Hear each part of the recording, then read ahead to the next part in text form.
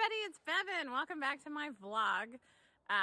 Such a specific word, vlog, video blog. Today I want to talk about, and specifically to anyone who is applying for colleges right now, anyone who is applying for law schools right now, or anyone who is a 2L finishing their second year of law school. Why specifically those three people? I'm going to tell you. I'm just going to relate to that experience. So I realize now I'm 42 years old. I've kind of created my own job, right? Like I don't actually have a job. I work for myself. I do a few different things and have some consulting work in addition to all that. So when you have a job like that, it's really like you have a lot of bosses instead of one boss, but you get a lot more control of your time, which is really the resource I was most excited about. And none of the things I do today have anything to do with any of the degrees I've ever earned or any grade I ever got, which I think is wild because when you're in the circumstances of applying to college, applying to law school, or being in law school, your grades feel like everything and they feel like it just feels like the end of the world. You know what? I haven't had this nightmare in a couple of years, but I had this nightmare. I graduated from law school in 2003, and I've had this nightmare since then about law school finals and specifically going into one of my I think torts final, having never read the book or done anything, right? That recurring nightmare, which is kind of what it feels like when you're in finals and you're like, I don't know anything. I got to know it all. I got to put it all in here. But I just want to say this from the perspective of someone who has actually really found my lane and figured out what I'm meant to do specifically in the world that's unique to me. I think everybody has gifts that we're brought into the world with. And I read this great statistic about how toddlers, like 98% of toddlers are at a genius level. And then by the time they're 10 years old, only 2% remain at the genius level. And I think that has a lot to do with the way we teach and the society and systems we put people in. What kid learns best sitting still for 8 hours a day and listening to bells? None. No kids I know learn best that way, right? Like there's lots of different people and there's lots of different ways to learn and there's lots of different ways to be a successful grown-up. And I think something I really wish people had asked me when I was growing up is, how do you want to live? Not what do you want to do, right? Like it's not about like what I'm doing every day. It's about how I'm living. And that is where I get all my life satisfaction, not from any of the grades I ever got. One of my favorite people on the internet is Jordan Page. She's like a productivity and budgeting expert.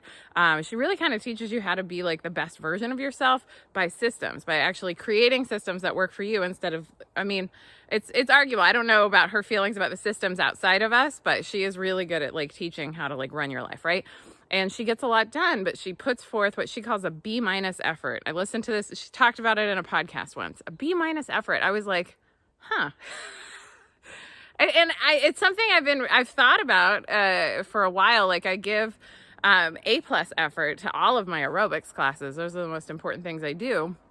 And you know, there's certain things I'm great at, right? Like the things I'm really meant to do. That's my A+ effort. That's what I really care about being great in.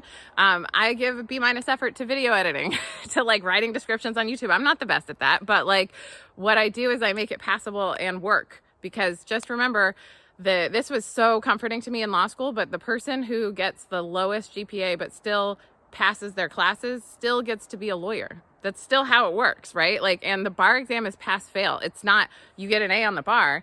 I passed the bar in 2 states my first try, and it was, I think, I just vowed to myself I was never going to put myself through that again. And I was like, it either happens this time or I find something else.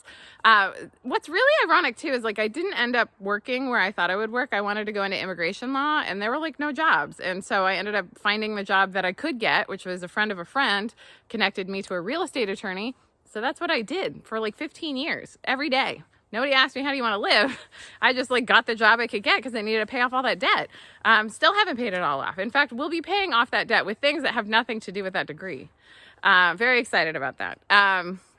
But what is really tragic to me is how much stress I felt over college admissions. When in fact, when I went to visit the college I went to, which was UC Davis, go Ags, it's so funny because I adore banana slugs. I am surrounded by banana slugs here. I post my banana slugs video on Banana Slug Oracle on Instagram. Like I just needed a place to put all the videos with all the great songs. It's like a whole Oracle deck. You just scroll, click on the slug that calls to you, whatever, and then those song lyrics, you just interpret them for your question. I don't know. It all came to me and I get to do it. And UC Santa Cruz, Banana Slugs are their mascot. They don't even have grades, right? I don't know if they still don't have grades, but they didn't when I was thinking about going there. But when I went to UC Davis to visit the campus, I had already applied. My mom made me go visit it after I got in. And I knew it was home. It felt like home. It was like the first moment I can consciously remember my intuition telling me to do something and me being like, oh, I feel this feeling. I'm going to do what this feeling says. Listen to that feeling. Work on your intuition. It's the most valuable resource you have. Better than any degree, better than any applause or external validation is yourself knowing that you're on track and that you can live with yourself. Because like every decision I make these days, and right now we're in the middle of a pandemic. I hope you're watching us when this matters to you. So maybe we're already in the roaring 20s, in the renaissance that is coming, right? So if that is the case, right now we're like in the middle. I'm fully vaccinated. So like, but the CDC is saying only essential travel, but I'm seeing lots of people doing a lot of travel. But like for me, I want to live with myself. And I know that wearing masks and not traveling is for other people, not for me, right? Because I'm protected. If I get the COVID, I'm not going to die, hopefully. But like, knock on wood. But like, I don't want to be part of somebody else dying. That's just something I'm going to opt out. Good for you, not for me, right? So I'm going to live with myself. And getting into that, knowing that me aspect of life, it's just made everything faster. I used to really just agonize in myself over decisions and grades and colleges and law school grades. Oh my God, my job I got because my girlfriend's best friend worked at a mortgage company that hired lawyers, and she knew someone in North Jersey, which is where I wanted to move. And I got to live in Jersey City for 5.5 years because I lived and worked there. And you know what, honestly, as like a firm experience, it was great. I wish I had known it was only going to be 5 years, because I think would have given more enthusiastically to it. When I thought that was my only game in town, I was like, I don't know if this is for me forever, because I was just, a lot of my job was sitting in traffic writing checks. My law job, my legal job that I got paid legal money for, which was $55K when I started. Anyway, which is not a lot. I couldn't afford cable. But anyway, who cares, right? Cable is something that you don't need. If you're living a vibrant life, you don't need to watch TV.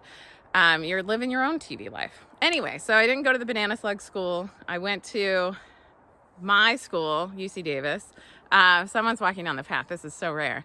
And now I'm getting a photograph during my vlog. So, but I want to say, when I was a 2L, I didn't get an internship. I didn't get anything that like typical 2Ls get, right?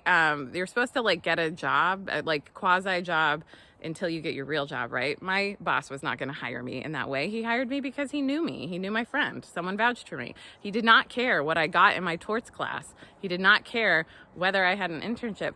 Becky, you want to say hi on my vlog? I'm just I'm talking to the people on my YouTube. This is Becky, one of my friends who convinced me to get the vaccine. Just passing through. Just walking on the trail.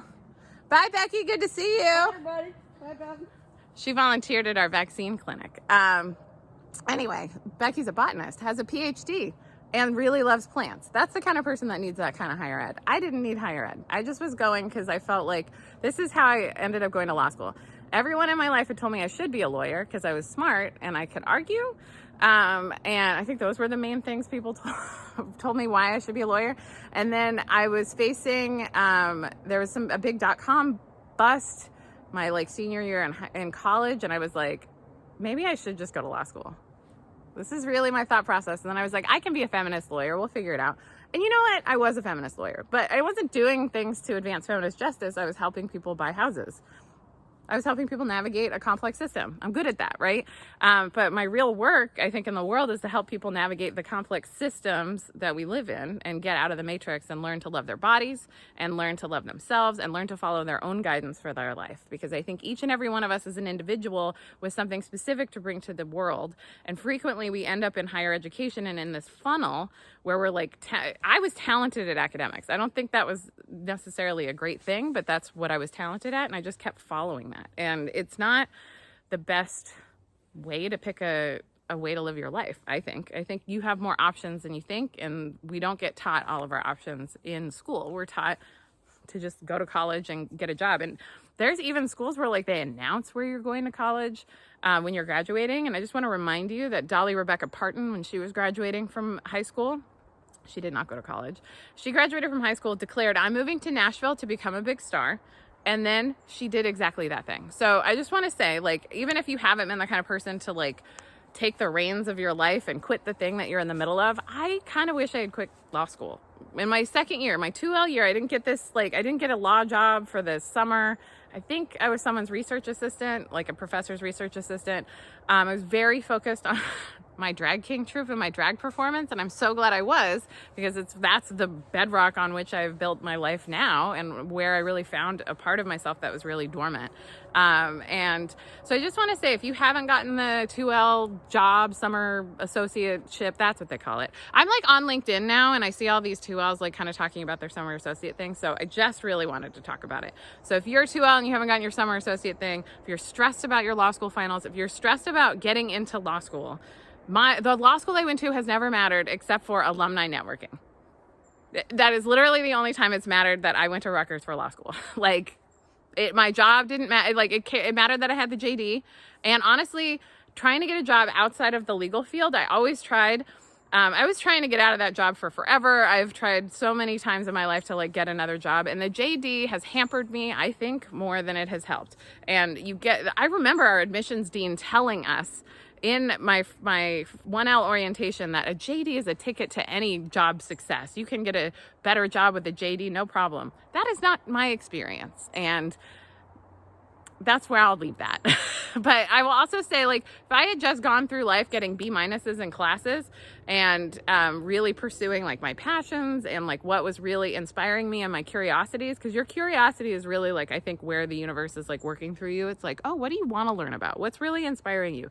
This is how I get excited about like homeschooling, where kids are like really following their curiosities and nurturing their passions. And like, imagine, like, I know I've vlogged about Billie Eilish and JoJo Siwa before, but homeschooling miracles, I think. And anyway, just want to encourage you, maybe give something a little more of a B- effort, and give getting to know yourself an A+ effort, and give those curiosities and the things that spark you joy, and the thing that, like, it doesn't matter how much of a hassle it is that you have to go through all these hassles to do it, you're going to do it anyway. I get muddy every day. There's mosquitoes. Like, getting in the forest is not the easiest thing, but I do it every day because it really vibes me up. It really helps me feel good. And it's just so beautiful and wonderful once I get in here and I've got the bug spray on and doing all the things, right? So I just want you to figure out what your forest is, figure out what your thing is, and also where you can nurture yourself and not cultivate recreational stress. Like, where you go to college, it might matter, but I want you to feel at home in the college you're going to if you go to college. And also, if you don't want to go to college, don't do it. If I could reverse engineer my life, I'm going to say this again, I just would totally go get a hairdresser thing, like I don't know, whatever you do, you go to beauty school. I would not drop out. I would get my beauty license, and then I would cut hair on the side of whatever I was building and whatever I was doing, and figure it out from there. I wish I had gotten a trade rather than going so hard into education and going to so much debt for education. And I will say, I don't really regret undergrad, because my women and gender studies degree taught me how to critically think about the world around me, which saved me a lot of agony and anguish once I applied that to my body, which was actually when I was doing drag. So like, it all kind of led into each other. I don't regret any part of my life, because if I can be here to be a testimony of like, hey, I tried law and it didn't work for me, here's why you could consider maybe not doing that if you're thinking that's going to be your answer. And I also just want to say, every time there's a recession, there's a flood into law schools, and then there's a flood of lawyers going out into the law market. And I got a job in 2011. So my first job out of law school was 2003. I got a job later in 2011. I had been in private practice for myself and briefly worked for somebody else, and I was paid $50,000 a year, less than my first job. And I did that partially because I believed in the mission of the job, and partially because I was really, really hurting and needing money. So I just did it. And I feel like that's the trend. I think that lawyers are getting paid less and less. And law debt is going up, up and up. And if I can save you from more debt, I have a friend who dropped out of law school. She and I were college friends. She dropped out of law school before second year. And I'm still in awe of her making that choice. And she's paid off all that debt from that first year of law school. So it can happen. Anyway, I love you so much. I hope you know that you are important. You're alive right now for a reason.